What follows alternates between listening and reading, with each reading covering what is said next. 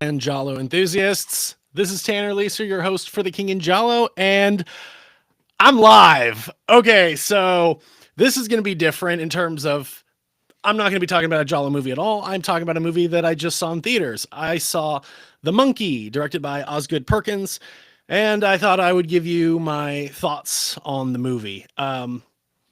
Excuse me. So, first and foremost, I went into this knowing that this was a horror comedy. And it certainly is. It's way more on the comedy side than horror. I mean, yes, it is a horror comedy, but I mean, gosh, it's kind of hard to explain. Kind of don't even know where to begin with this, but I will say I enjoyed the movie. Um, I do think this is going to be kind of harder to gauge for people whether they will enjoy this or not, whether they need to go purchase a ticket and see it in a cinema versus waiting for it to come to streaming. I probably could have waited for this movie to come to streaming. I don't think it's essential to see in theaters, but I'm glad I saw it. It was a fun time. The theater was that I saw it in. There was not a lot of people in there, so I imagine if there was more people, it would have been way more, communal in terms of people laughing and all that. So this is what I will say about this movie. If you don't know about like what this movie is about, maybe you do, but this toy monkey that you wind up the back of and it starts playing. When it finishes playing, somebody dies. Usually it's somebody maybe not, but someone at least close to you. It's not, what the rules of it are not super well defined, but the one thing that seems to be true is that a few things. The person who spins it does not die, and you can't ask it to kill somebody. It doesn't take requests. This is something that they keep saying. But anyways, so this was in the possession of this father. He's now dead, and it has come to his two sons. And part of the movie is watching them growing up, dealing with people dying because of this monkey. And then we jump 25 years in the future and how their lives have kind of unraveled. And they had tried to get rid of the monkey, and it's one of those things where you can never get rid of it. You can't destroy it. You can't hide it. It'll always just kind of come back. That's essentially the plot without giving too much away. So this is what I will say for this movie. Like I said, I did enjoy this. I certainly laughed out loud a lot of times, and I think every time there was a death, I did laugh out loud. I did crack up. And then there was a lot of jokes in the dialogue, but this is what I want to say. Okay. I realized near the end of the movie, because as I was watching it, like 30 minutes in, I was starting to get like a little like, and there was a lot of times where I would say, what? I was just like, okay, that's weird, but I'll keep going with it. And as it was going on, I was kind of getting a little like, all right, like I like this, but I don't know if I love this. And then it took me until I was near to the end that I kind of told myself, okay, I'm going into this as a horror comedy. You know, I'm thinking it's a horror movie, but it's not taking itself too seriously, or there's a lot of jokes.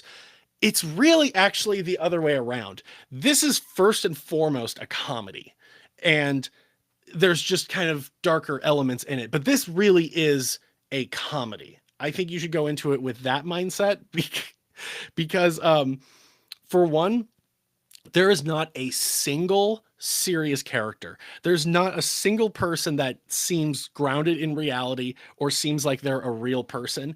Everybody is this over the top, flamboyant, really weird personality. And it's funny because it sets the tone pretty quickly. So I should have caught on to that it's like, okay, yeah, if you're looking for anybody to behave normally, that's not going to happen. And I I don't know how much of this you'd say is a spoiler. This was like 10 minutes into the movie, 10, 15 minutes into the movie, but the little boys, experience their first death. And the funeral, it's their babysitter that died at a hibachi type teppanyaki restaurant. And the funeral scene, the priest comes in, and this is the best worst priest I've ever seen in terms of it was acted so well. So like it didn't feel like this guy was really acting. It just felt like he nailed this part. And that part was the most incompetent priest. It's like he's a younger guy and he's just not behaving in a way that any priest should. And logically speaking, you'd think this guy would have lost his he would have lost his parish after this. Like he probably would have been moved away because he just had this like, whoa, well, that was fucked up kind of like attitude. And it was so funny. It was so funny, but it was just like, okay, this is not attempting to even replicate reality in any way. But it was really funny. And then we go to the immediately the next scene, and the mom has taken the mom is sitting with her two boys, and they're like sitting up against a tree, and the little boys each have ice cream, and she's giving them this whole speech about, you know, life is all accidents or there's no accidents. Doesn't really matter. It's the same thing. And she gives them this speech about how everybody you know is going to die. I am going to die. You are going to die. All of your friends are going to die. Your loved ones are going to die. And maybe they'll die peacefully in their sleep, or maybe they'll die screaming through duct tape in the most horrible, violent way. And it was so funny in the theater. But again, it was just this like level of who the hell is going to talk to their kids this way? But I enjoyed it. But that didn't stop. And I kind of think that that very irreverent, flippant, like tone of like the way people were talking, I think it really landed best in that scene with the priest at the funeral, and then the subsequent scene about the speech about everybody dies. It just didn't stop. It did not stop, and it got to a point where it was like, okay, it's like every other line in this movie is a joke. And I did feel like the comedy was starting to get a little too forced. And again, it's not bad, but it did feel like, okay, they're taking every possible chance they can. And it wasn't always landing. Like there was a lot of times where they would clearly make a joke and nobody, you didn't hear anybody laugh. There was a few times they would make a joke and I was like the only one who snickered, or a few people laughed and I was just like, hmm. But they're definitely, and like I said, I kind of wish I did see this in a packed theater. Like, I think there was maybe like less than 10 people. Like, I went with a friend. There were two other people sitting beside us. I think there was like two in front of us and like two behind us. And there may have been like another two further back, but it was not a crowded theater at all. In fact, when I like bought my ticket, it was like my friend's seat was the only other one that was booked. But perhaps if there was a fuller house, we would have gotten more laughs. You hear people laughing, it kind of makes you want to laugh too. Uh, but yeah, for me, there was just a lot of like nobody talked in a normal way, and that's why I said like at first I was kind of like, huh, okay. And what typically happens in horror comedy is you do have some people that are the more grounded straight man type thing, and then that just makes the other people who are more wild, it makes it a little funnier because they're playing against it. Well, it was like everybody was wild. Like the there was also some scenes where this kid, the main character, little boy, he's got glasses, is getting bullied at school. He's getting bullied by a gang of girls. And it was just like, why? And one of the girls who's bullying him is like has like I don't know what the accent was, but it was a little Asian girl. And she just had a thick accent, and when she's bullying him, it was so funny. And I don't know if that was intentional or not. I assume it had to be because everything comedic about this movie was there and was intentional. I don't think there was anything that you could have laughed at that wasn't supposed to potentially elicit a laugh. Um, but then there was a really funny scene where uh, the kid is sitting in the gymnasium and the girls walk in and they're all like carrying bananas, and then it cuts to him walking home and he's just got like bananas smeared all over him and peels hanging off of him. And it was just like so like there's nothing being done about these bullies. He just came all the way home with a banana peel like on his face. Fine, it's fine.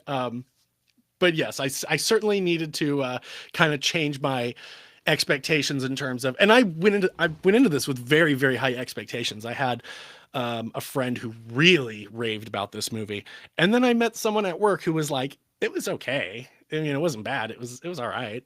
And I feel like I'm somewhere in the middle where, like I said, I did enjoy this movie. I'm glad I saw it. I don't know if I will be buying this movie when it comes out. I probably will watch it again on streaming. Um, but it's kind of hard to judge whether other people will enjoy this movie too. You kind of just have to go watch it for yourself. One thing I will say also is it's kind of hard to talk about a modern horror movie with the horror fan community.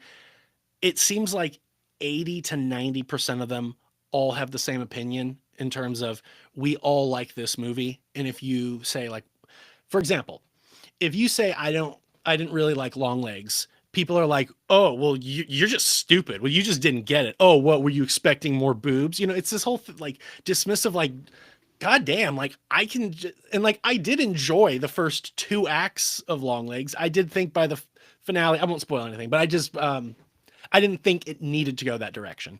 In fact, I think it actually kind of weakened it. That's all I'll say. But essentially, what I'm trying to get at is it's hard to just have a critical opinion of a movie in the horror community, because it's like people assume that they need to like defend the movie like they're getting paid to, or like, how dare you have a negative opinion. It's like, just because someone doesn't really like it doesn't mean it's hurting the movie, doesn't mean it takes anything away from your opinion of the movie. I don't know. It's just something weird I've seen. But most people are fine with, oh, you didn't like it? Oh, that's fine. Oh, I really liked it for this reason. Like, and I love having those conversations with people. I really liked X, and I have a friend who said he didn't really like it. And I'm like, really? I'm like, I really liked it for these reasons. And he was like, you've got points, but yeah, it just wasn't my thing. And that's totally fine. I think something I kind of realized after watching Long Legs and then watching The Monkey is, I don't know if Osgood Perkins is like my director in terms of, I don't think he's bad by any means. I don't think he makes bad movies. I just I just don't think that it's like, sometimes you get a person who makes a horror movie and you're like, oh, the next one's coming out. Oh, awesome. Robert Eggers, really had some good films right away.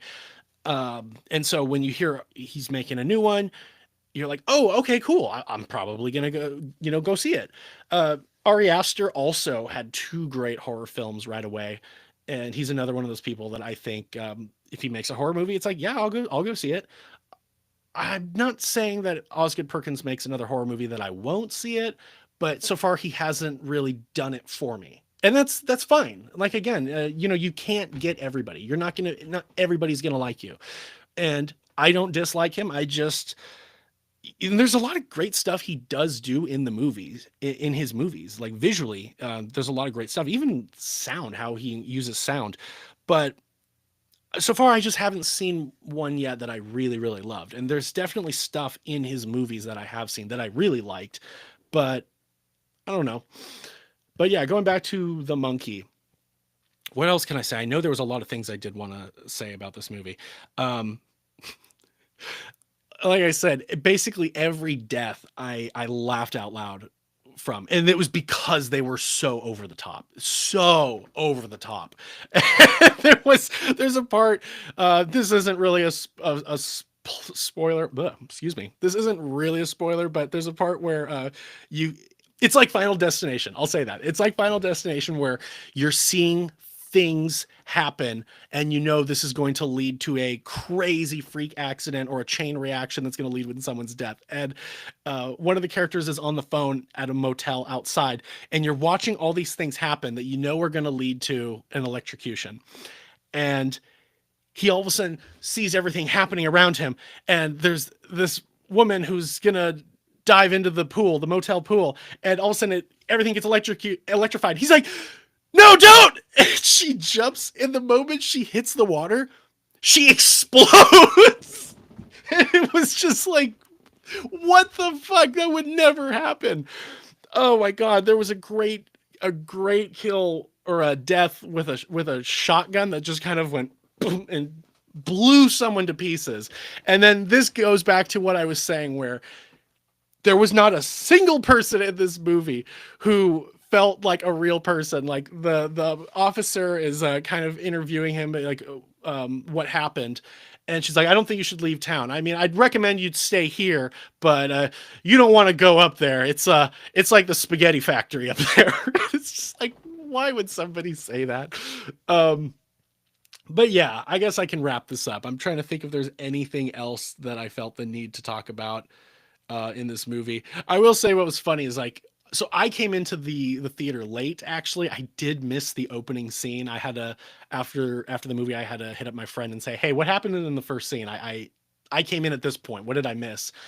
And I was told what happens in the first scene, and I'm like, "Fuck!" Like that actually is really funny, and it sets the tone right away. Like this is a comedy. This is a comedy.